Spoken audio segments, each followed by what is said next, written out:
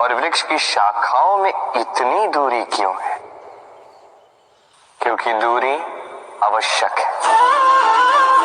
यदि आप किसी को अपने साथ सदा सदा के लिए रखना चाहते हैं तो उनसे दूरी समय समय पर आवश्यक है, क्योंकि ये दूरी ही है जिसके कारण आपको आपके साथी के महत्व के विषय में ज्ञात होता है। ये दूरी ही है जिससे आपको और प्रेरणा मिलती है कि उनसे फिर से मिले। इसलिए स्मरण रखिएगा, दूरियां कदापि बुरी नहीं होती। फल से बीज की ये दूरी ही नए फलों के निर्माण का कारण बनती है। प्रेम की असली परख होती है इन दूरियों से, तो दूरियों से भी प्रेम करें और प्रेम से कहें राधे। दाऊ मुझसे कई बार पूछते हैं कान्हा, तुम राधा के साथ इस संसार को प्रेम सिखाने आए, फिर क्यों तुम ही राधा को इतना सताते हो? क्यों वो तुम्हें तंग करती है? क्यों ये नोक-झोंक होती है? क्यों ये खींचाता है? अब इसका उत्तर मैं कुछ इस प्रकार देना चाहूंगा। चींटियां उसी घर में प्रवेश करती हैं जिसमें शहद हो। यदि आपके घर में शहद है, कोई मीठा पदार्थ है, मिठास है, तो चींटियां वहां अवश्य आए। कुछ इसी प्रकार होते हैं हमारे संबंध। तो इनमें छोटी मोटी लड़ाइयां, नोक झोंक, रूठना मनाना, ये सब तो चलता रहेगा, विशेषकर उन संबंधों में जिनमें मिठास हो। स्मरण रखिएगा, जिन संबंधों में कोई नोक झोंक नहीं, कोई रूठना मनाना नहीं, कोई छोटी मोटी लड़ाइयां नहीं, वो संबंध केवल और केवल मस्तिष्क से निभाए जा रहे हैं, मन से। तो इस मन से प्रेम कीजिए और इन छोटी मोटी लड़ाइयों का, इस खट्टी मीठी नोक झोंक का आनंद उठाइए, क्योंकि इसमें भी प्रेम है। राधे राधे। चलना, रुकना, विश्राम करना और दम भरकर पुनः खड़ा हो जाना और पुनः इस यात्रा पर चलना। ये जीवन का अभिन्न अंग है, इससे आप भाग नहीं सकते। किंतु इस अंग का उपयोग आप अपने जीवन में कैसे करते हैं, कैसे काम में लाते हैं, ये आप पर निर्भर करता है। हारने वाले भी जीवन में रुकते हैं, जीतने वाले भी जीवन में रुकते हैं।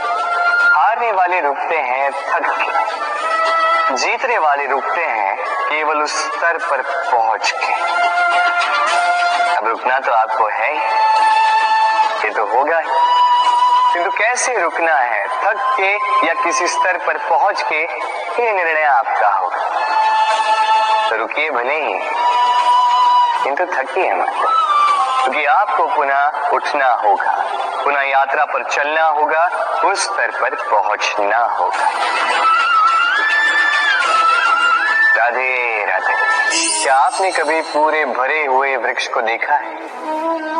उसकी डालियां कैसे स्वतंत्रता से लहलहाती, किंतु यदि ये डालियां अपनी जड़ों से उचित प्रकार से जुड़ी ही ना, उस वृक्ष की जड़ें गहरी ही ना हो, तो क्या होगा? तो क्या वो ये सब आनंद उठा पाएंगे? कदापि नहीं। उस वृक्ष की डालियां बिखर जाएंगी, तो वृक्ष भूमिशाही हो जाएगा। उसी प्रकार विचारों की स्वतंत्रता का आनंद आप केवल तभी उठा पाओगे जब आपके संस्कार गहरे हों। तो स्वतंत्र रहिए विचारों से, किंतु जुड़े रहें संस्कारों से। राधे राधे। कोयल और कौवा, ये दोनों पक्षी बहुत समान हैं, दिखने में एक जैसे, स्वरूप एक जैसे, रंग भी अधिकतर मात्रा में एक जैसा ही।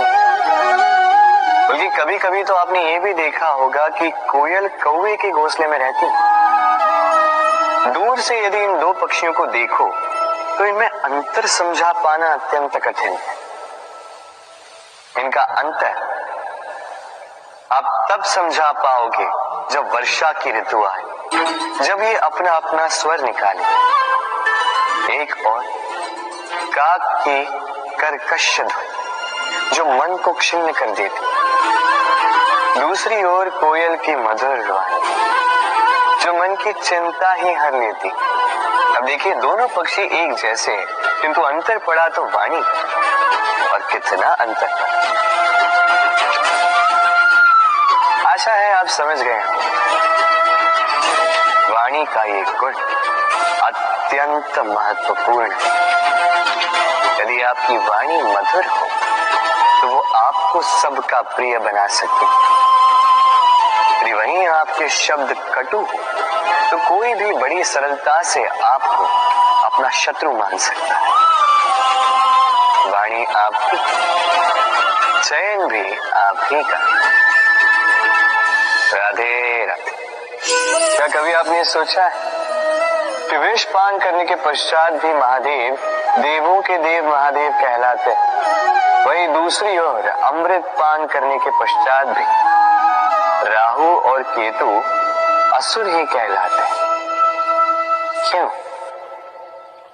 इसका कारण है भाव। आपके कर्मों के पीछे जो आपका भाव है अत्यंत महत्वपूर्ण है। ये संसार किसी व्यक्ति को वहीं से तो जानता है, कर्मों के पीछे उसके भाव से। यदि कोई परोपकार करे किंतु उसके पीछे उसका भाव स्वार्थ का, वो परोपकारी मनुष्य अपने आप ही अपना महत्व खो देता है। यदि आपके कर्म के पीछे आपका भाव उचित हो तो श्राप भी वरदान में परिवर्तित हो सकता है। यदि आपके कर्म के पीछे आपका भाव अनुचित हो तो वरदान को श्राप का रूप लेने में अधिक समय नहीं लगता। ये सारा खेल है कर्मों का और भावों का। शुद्ध मन से खेलिए। राधे राधे। पुस्तिका कितने काम की वस्तु है। कहानी हो, कविता हो, संस्मरण, इसमें जो भी लिख दोगे वो भविष्य के लिए धरोहर बन जाती। किंतु यदि कभी ऐसा हो जाए कि ये पुस्तिका मैली हो जाए, या किसी पन्ने पर आप भूल से स्याही गिरा दो, या कोई वाक्य लिखते हुए आप कोई भूल कर दो, तो आप क्या करते हैं? क्या इस पुस्तिका को उठाकर फेंक देते हैं? नहीं, केवल एक पन्ना फाड़ देते हो ताकि पुस्तिका पूरी सुंदर हो। इसी पुस्तिका के भांति होते हैं हमारे संबंध, और वो एक पन्ना, एक भूल। तो यदि किसी संबंध के मध्य में किसी से कोई भूल हो जाए तो उस भूल को संबंध से दूर करना उचित होता है। उस भूल को भुला देना उचित होता है, ना कि वो संबंध तोड़ देना। उस संबंध को सहेज कर रखें, क्योंकि भूल तो सभी से होती है। यदि ऐसा करोगे तभी जीवन रूपी पुस्तिका और सुंदर होती जाएगी। एक दूसरे को क्षमा करना सीखिए, एक दूसरे की गलतियां भूल जाना सीखिए, फिर देखिए जीवन में और हर्ष आए और ये संबंध सांसें लेने लगे। राधे राधे। मेहंदी स्त्रियों का श्रृंगार, जिसके हाथों लग जाता है उसे अपने रंग में रंग देता है। हमारे यहाँ पर ये परंपरा है कि विवाहों पर, अन्य कई अवसरों पर इस मेहंदी को ऐसे किसी पात्र में रखा जाता है, फिर महिलाओं में बांटा जाता है। परंतु क्या आपको ज्ञात है कि इस मेहंदी का रंग सबसे अधिक किन हाथों पर चढ़ता है? इस मेहंदी का रंग सबसे अधिक उन हाथों पर चढ़ता है जो हाथ इस मेहंदी को सब में बांटते। प्रेम, प्रसन्नता, आनंद, ये भी मेहंदी की भांति ही है। जितना दूसरों में बांटोगे उतना ही स्वयं पर चढ़ेगा। तो यदि आप जीवन में प्रसन्नता पाना चाहते हैं तो अपनी प्रसन्नता को पहले सब में बांटना सीखें। जैसे ये हाथ इस मेहंदी को सब में बांट रहे थे। अपना सुख, अपना वैभव, अपना प्रेम सब में बांटते रहिए। आपके जीवन में आपको कभी इसकी कमी नहीं होगी। राधे राधे। प्रेम, हम सभी प्रेम करते हैं, प्रेम पाने का प्रयास करते हैं और कई सारे लोग ऐसे भी होते हैं जो प्रेम प्राप्त कर भी लेते हैं, किंतु वहां से प्रारंभ होता है एक नया अध्याय। अचानक से दोनों प्रेमियों को कुछ अनुचित सा प्रतीत होता। अचानक से दोनों अपने अपने अस्तित्व को लेके असुरक्षित हो जाते। अब ऐसे में क्या किया जाए? देखिए, ये है हल्दी।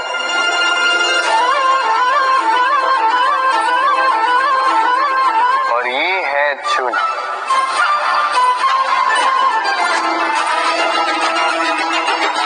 अब इसे देखिए, जब चूना और हल्दी साथ में मिलाया गया तो उन्होंने अपना अपना रंग त्याग दिया, एक नया ही रंग बना। प्रेम का रंग भी कुछ इसी प्रकार प्राप्त किया जाता है। इसमें कोई मैं नहीं होता, केवल हम होते, केवल वयम होता है।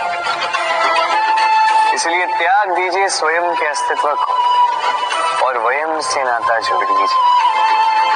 फिर देखिए आपका ये प्रेम आपको कहां कहां ले जाता है। राधे राधे।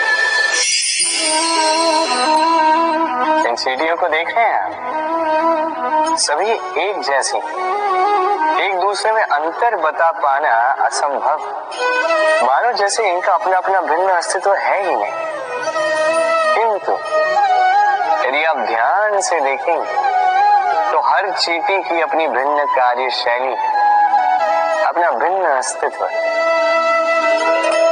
कोई घर बनाने के लिए मिट्टी लाने में सक्षम, कोई ढेर बनाने में सक्षम, कोई भोजन ढूंढने में सक्षम तो कोई भोजन लाने में सक्षम। अब इसी प्रकार होते हैं हम मनुष्य। प्रतीत हो सकता है कि सभी एक से, किंतु प्रत्येक व्यक्ति का व्यक्तित्व, प्रत्येक व्यक्ति का अस्तित्व भिन्न है। और सत्य कहा जाए तो हर एक व्यक्ति का भिन्न होना ही हमें प्रगति की ओर ले जाता है। सोचिए, यदि आपको किसी के साथ हाथ मिलाकर चलना तो आपको आपके सीधे हाथ से उसका उल्टा हाथ पकड़कर आगे चलना होता है। यही नियम है जो इस सृष्टि ने बनाए। भिन्नता, इस भिन्नता को वरदान मानकर चलिए, इसमें कोई बुराई नहीं है। राधे राधे। जीवन, हमारा ये जीवन सुख और दुख, इनका मिश्रण है। इनके संयोग से, इनके संतुलन से साधा है। अभी सुख एक ऐसा आभास है जिसे सभी ढूंढ रहे हैं। दुख एक ऐसा अनुभव जो सबके पास है। हर एक के जीवन में सुख और दुख आते रहेंगे, जाते रहेंगे, ये अवश्य जीवन में रहते हैं। किंतु सफलता ये हर एक के जीवन में नहीं आती। क्यों? क्योंकि ये सफलता सुख या दुख से प्राप्त नहीं होती। सफलता प्राप्त होती है स्वयं पर विश्वास करने से। तनिक आकाश में सूर्य को देखिए, सूर्य को विश्वास होता है स्वयं पर कि वो आके सारे जगत में प्रकाश फैलाएगा, अपनी पहली किरण से अंधकार को भेदेगा। इस विश्वास के साथ सूर्य आता है और कुछ समय पश्चात समस्त संसार से इस अंधकार का नाश कर जाता है। तो स्मरण रखिएगा, ये सुख का आभास, ये दुख का अनुभव, ये आता रहेगा, जाता रहेगा। बस स्वयं पर विश्वास बनाए रखें, फिर देखिए ये सफलता आपकी दासी होगी। राधे राधे। इस वृक्ष को देख रहे हैं आप, कितना अडिग, दिन भर धूप में खड़ा रहता है, नीचे बैठने वाले को छाया देता। अब जैसे जैसे समय बीतता है वैसे वैसे इस वृक्ष की टहनियों पर पत्तों के साथ साथ फूल खिलने लगते हैं, जो फूल बाद में फल बन जाते हैं। अब समय के साथ साथ जब ऋतु बदलता है तो ये फल तोड़े जाते हैं, कुछ फल गिर जाते। पतझड़ के आने पर पत्ते तक इस वृक्ष का साथ छोड़ देते हैं, किंतु ये वृक्ष अपने स्थान पर अडिग रहता है। न फलों के आने का उत्सव मनाता है, न पतझड़ के आने का शोक मनाता है। और इसीलिए हम इस वृक्ष की पूजा करते हैं, क्योंकि ये वृक्ष अपने स्थान पर अडिग रहता है। इसी प्रकार सुख और दुख हमारे जीवन का अभिन्न अंग है। सुख और दुख हमेशा रहेंगे, इसलिए ना कभी सुख के आने पर अभिमान से भर जाएं, ना कभी दुख के आने पर शोक में, क्योंकि सुख और दुख समय रूपी, जीवन रूपी वृक्ष के फल हैं। ये आते रहेंगे, जाते रहेंगे, किंतु सुख और दुख में जो व्यक्ति अडिग रहेगा वही पूजनीय होगा। राधे राधे। समाज, हम इस समाज में रहते हैं और अक्सर एक महत्वपूर्ण बात भूल जाते हैं, ये समाज हम ही तो मिलकर बनाते हैं। सारा समय व्यतीत करते हैं ये सोचने में कि ये समाज क्या सोचेगा, मुझे क्या करना चाहिए, मुझे क्या सोचना चाहिए, क्या पहनना चाहिए, क्या अनुचित होगा, क्या उचित होगा। यदि मैं ये करूं तो उन चार लोगों को ये तो नहीं लगेगा कि मैं बुरा हूं, जबकि मैं नहीं। भय उत्पन्न हो जाता है इन चार लोगों के कारण। इसके कारण हम अपने अंतर्मन की पुकार नहीं समझ पाते, न सुन पाते हैं, न कह पाते हैं, न कर पाते हैं। इन चार लोगों के भय से हम बुराई का विरोध करना छोड़ देते हैं। किंतु कभी स्वयं से पूछिए, अंततः कौन है ये चार लोग? संसार में प्रत्येक व्यक्ति का अपना अपना भिन्न भिन्न व्यक्तित्व है, अपनी अपनी विचारधारा है। तो यदि आप ये सोचते हैं कि आप सभी को प्रसन्न रख पाएंगे तो आपसे बहुत बड़ी भूल हो रही है। जीवन में कर्म वो करो जिससे आपका अंतरात्मा संतुष्ट हो जाए, और अंतरात्मा संतुष्ट केवल तभी होगा जब आपके कर्म शुभ होंगे। तो अपने मन की पुकार सुनकर इस संसार में शुभ कर्म कीजिए, तभी इस संसार के योगदान में आप सार्थक बनेंगे। राधे राधे। चंद्र